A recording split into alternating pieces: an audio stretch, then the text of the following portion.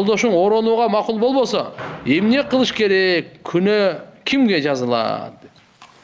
Бул өзү оронууга жолдоштон уруксат сураган болбойт өзү. Намаз окуу, орозо тутуу фарыздары бар го.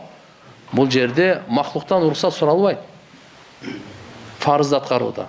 Жоса арамдан сактанууда махлуктан уруксат суралбайт. Жолдошумда мен уурулук кылбай эле коеюнбу деп суралбайт. Арак ичпей эле коеюнбу деп суралбайт. Түшүнөсүзбү? Бул арам нерсе, Алла Тааланын фарызы аткарууга. Же болбосо Алла Субханаху ва Таала тыйганга буйрук бергендери, булар уруксат суралбайт эч кимден. Мындай эмес да, мисалы карап туруп эле падышадан эме кумар ойной берейинби же жокпу? Же арак иче берейинби же жокпу? Же адам өлтүрөйүнбү же жокпу деп. Анда суралбайт, бул арам нерсе да бул. Атадан да сурабайсың, күйөөңөн дагы, аялыңан дагы, бала чакаңдан да бул суралбай турган нерселер булар.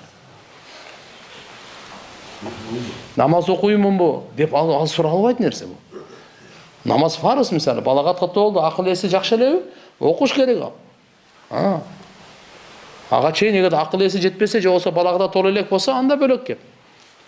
Ошон үчүн эгер акырын, алхамдулилlah, эми бул чоолукта дайым эле айтабыз, бул жараткан Алланын фарызы.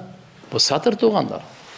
Аткарган соо болот, аткарбаган өзүнө жараша алат ал эмне?